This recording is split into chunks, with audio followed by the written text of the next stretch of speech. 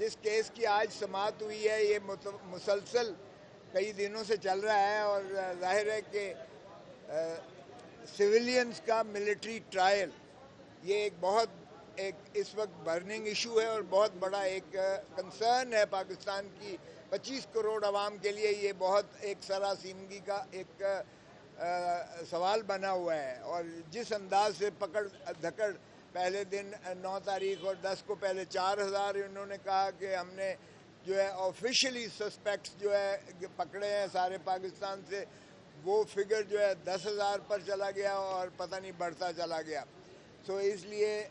کچھ دنوں کے بعد پھر جب کور کمانڈرز کی میٹنگ ہوئی اور انہوں نے اپنا اعلامیہ جاری کیا، اور پھر فارمیشن کمیٹی اور پھر اسمبلی نے اس پر جو ہے انگوٹھا مارا، اور پھر ایک قراردادیں کابینہ کی جانب سے آئیں، تو ملٹری کورٹس کا کانسٹیٹیوشن ہو گیا. اور اس کے بعد جو ہے سویلینز کو 102 لوگوں کو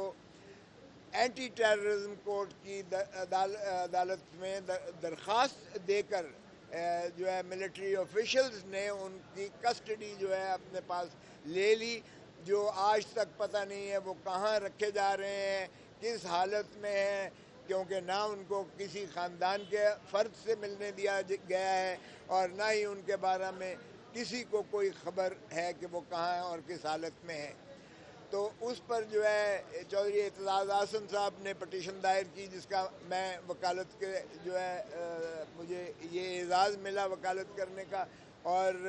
سلمان راجہ صاحب کو بھی میرے ساتھ یہ وہ کہتے ہیں جی نا کو چیئرمین تو یہ کو وکیل ہے، اس میں میرے ساتھ. تو یہ ہماری بحث کے بعد آج کے دن جو تھی بحث عزیر بنڈاری صاحب کی، جو ایک ان کی اپنی نالش تھی جس میں انہوں نے آج کے جو ہے دلائل دیے سپریم کورٹ کے 7 رکنی بینچ کے پاس، اور ان کا استدلال بھی یہی تھا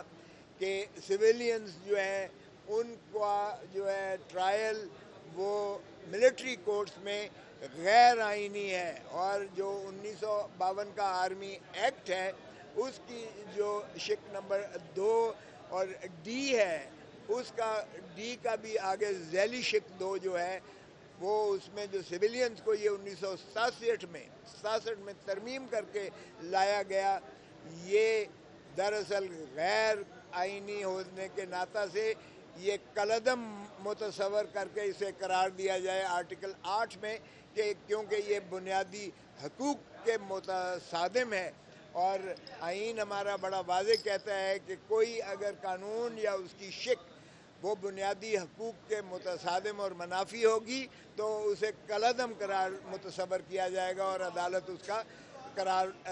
قرار واقعی اس پر جو ہے وہ ڈکلیریشن دے گی. سو اس لیے یہ آج اسی پر ہوا. تو بحث و تمیز میں یہ آیا کہ اس کی بھی اگر آفیشل سیکریسی ایکٹ کے تحت جو ہے اس کو اگر وہ کوئی عمل فعل ایسا آتا ہے تو یہ واضح ہوا کہ کسی ایف آئی آر میں نہ کوئی آفیشل سیکریسی ایکٹ کا دفعے کا اطلاق کیا گیا ہے، اور نہ ہی آرمی ایکٹ کے کسی دفعے کا وہاں جو ہے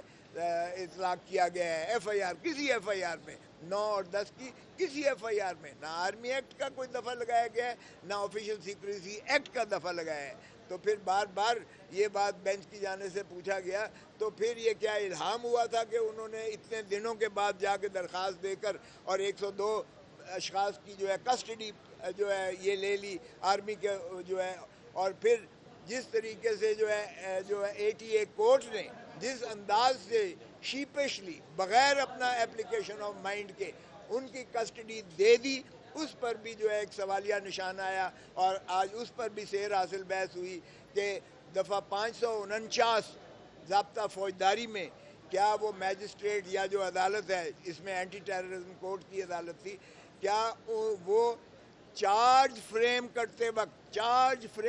وقت فرد جرم لگاتے وقت اگر وہ سمجھتی ہے کہ کسی آرمی ایکٹ کا اطلاق ہوا ہے دفعے کا، تو اس صورت میں جو ہے وہ کمانڈنگ آفیسر کو یا ملٹری آفیسر کو کسی کی کسٹڈی سیویلین کی سپورٹ کر سکتی ہے. تو ابھی تو فرد جرم کی سٹیج ہی نہیں آئی ہے، ابھی تو وہ جو ہے ریمانڈ کی سٹیج بھی نہیں آئی تھی. تو یہ کس طرح سے جو ہے فوجی افسر کو یہ خواب آیا اور ان کو جو ہے وہاں سے